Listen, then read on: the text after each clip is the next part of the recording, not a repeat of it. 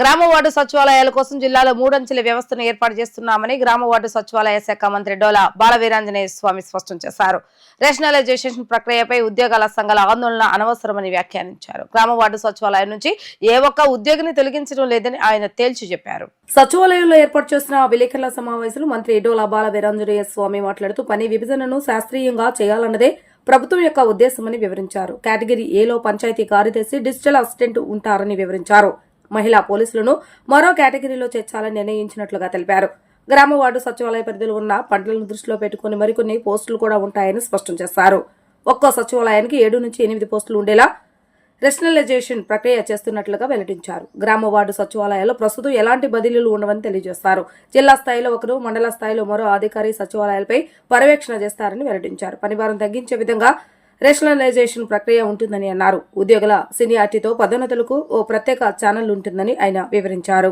ముఖ్యమంత్రి గారు సచివాలయం యూనిట్గా రియల్ టైంలో సేవలు అందించాలనే ఉద్దేశంతో సచివాలయాల్లోని స్టాఫ్ని స్ట్రీమ్లైన్ చేయడం కోసం 3 కేటగిరీలుగా విభజించడం జరిగింది.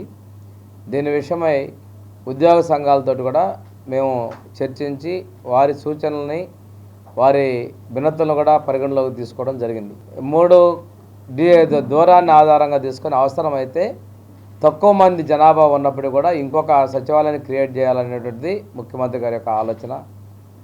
వాటి అనుగుణంగానే ముందు మనం ఈ సిబ్బంది కూడా ఏబీసీ గ్రూపులుగా తీసుకొని, ఏ గ్రూప్ అంటే 2500 లోపల ఉన్నటువంటి వాళ్ళకి మనం 6 పోస్టులు, 2500 నుంచి 3500 మధ్యలో ఉన్న వాళ్ళకి 7 పోస్టులు, 3500 పైన ఉన్నటువంటి 8 మంది ఎంప్లాయీస్ ఉండే విధంగా కేటగరైజేషన్ చేయడం జరిగింది. ఇందులో వీళ్ళను కూడా జనరల్ పర్పస్, అదేవిధంగా స్పెసిఫిక్ పర్పస్ అనేటువంటి వాళ్ళని క్యాడర్స్ తీసుకోవడం జరిగింది. ఈ స్పెసిఫిక్ పర్పస్ అనేటువంటి వాళ్ళు ప్రత్యేకమైనటువంటి ఒక పని, వాళ్ళు ఏఎన్ఎం కావచ్చు, రెవెన్యూ బీఆర్ఓ కావచ్చు, సర్వేర్ కావచ్చు, ఇటువంటి వాళ్ళు ఒక పంచాయతీలో ఉన్నటువంటి ఒక సెక్రటేరియట్కి కాకుండా వాళ్ళు ఒక క్లస్టర్తో సేవలు అందించాలనే ఉద్దేశంతో మనం క్లస్టర్ల ద్వారా తీసుకొని నిన్న కొన్ని పోస్టులు ఉన్నాయి. ఒక సచివాలయంలో బీఆర్ఓ ఉంటే ఇంకో సచివాలయంలో సెక్రటరీ ఉన్నారు. మేము ఇచ్చిన నంబర్స్ బేస్ చేసుకున్నాం. వీటి కోసం నిన్న మేము ఇచ్చిన తర్వాత చాలామంది మా పోస్టులు రద్దయిపోయాయి, మాకు ట్రాన్స్ఫర్లు ఎక్కడ దూరం పోతాము, మాకు ఉండవనేటువంటి ఒక అపోహలు, ఆందోళన ఉన్నాయి. ఈ సందర్భంగా సచివాలయ ఉద్యోగస్తులందరూ నేను ఒకటే మాట చెప్తున్నాను, ఏ ఒక్క ఉద్యోగిని కూడా తొలగించేటువంటి పరిస్థితి ఉండదు. ఎవరి ఉద్యోగానికి కూడా మేము ఖాళీగా పెట్టేటువంటి పరిస్థితి ఉండదు.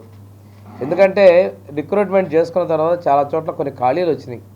ఈరోజు కొన్ని సచివాలయాల్లో ఇంతకుముందు చెప్పినట్టు 11 మంది పనిచేయాల్సి ఉంటే 4 పనిచేస్తున్న పరిస్థితులు ఉన్నాయి. ఇలాంటి పరిస్థితుల్లో అందరికీ కూడా పని భారాన్ని విభజించుకొని ప్రతి ఒక్క సచివాలయంలో పూర్తి స్థాయిలో సిబ్బంది ఉండే విధంగా ఈ చర్యలు తీసుకోవడం జరిగింది. దీనిలో మనకి పోయినసారి కూడా మీకు నేను ప్రెస్ ద్వారా కూడా చెప్పడం జరిగింది. కేటగిరీ ఏలో పంచాయతీ కార్యదర్శి లేదా డిజిటల్ అసిస్టెంట్, అంటే డిజిటల్ అసిస్టెంట్ పంచాయతీ కార్యదర్శి, గ్రేడ్ 6 పంచాయతీ సెక్రటరీ వాళ్ళు ఒక పోస్టులో ఉంటారు.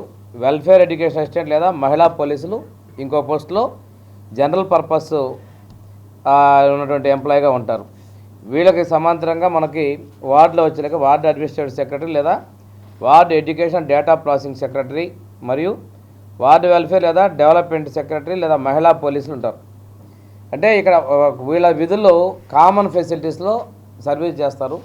స్పెసిఫిక్ పర్పస్ చేసినటువంటి వాళ్ళలో కూడా మనకు తీసుకున్నట్లయితే ఏఎన్ఎం, వార్డు సెక్రటరీ, అదేవిధంగా ఇంజనీరింగ్ అసిస్టెంటు లేదా ఎనర్జీ అసిస్టెంటు, అది మున్సిపాలిటీ అయితే వార్డు సౌకర్యాల కార్యదర్శి లేదా వార్డు ప్లానింగ్ సెక్రటరీ, పంచాయతీలో విఆర్ఓ లేదా సర్వే అసిస్టెంటు, సెక్రటరీ మన మున్సిపాలిటీలో వచ్చేలకే రెవెన్యూ కార్యదర్శి లేదా వార్డు ఎనర్జీ సెక్రటరీ. సచివాలయాల్లో ప్రతి సమూహానికి హార్టికల్చరు, సెరికల్చరు లేదా అగ్రికల్చర్ అసిస్టెంట్, ఆ ఏరియాలో ఉన్నటువంటి క్రాప్ని బేస్ చేసుకొని ఈ పోస్టులు. అదేవిధంగా మున్సిపాలిటీలోకి వచ్చేలకే శానిటరీ సెక్రటరీ ఒకళ్ళు. ఈ విధంగా మనం ఎంప్లాయీస్ని డివిజన్ చేయడం జరిగింది. ఇప్పుడు కూడా ప్రస్తుతానికి వాళ్ళకైతే ట్రాన్స్ఫర్స్ ఇవ్వడంలా, జనరల్ ట్రాన్స్ఫర్స్లో ఈ సచివాలయ ఉద్యోగాల ట్రాన్స్ఫర్ కాకుండా మేము ఏదైతే డిజిగ్నేటెడ్ పోస్ట్ ఉన్నాయో ముందు ఆ పోస్ట్ అన్నిటి కూడా ఫిల్ చేసిన తర్వాత ఆప్షన్ తీసుకొని ఒక పంచాయతీకి 7 పోస్ట్ ఉండాలి, ఒక సచివాలయానికి 7, 8, 9 నింపిన తర్వాత వాళ్ళ ఆప్షన్స్ ప్రకారం వాళ్ళకి తర్వాత కౌన్సిలింగ్ పద్ధతిలో ట్రాన్స్ఫర్లు ఇచ్చేటువంటి ఆలోచనలు ఉన్నాం.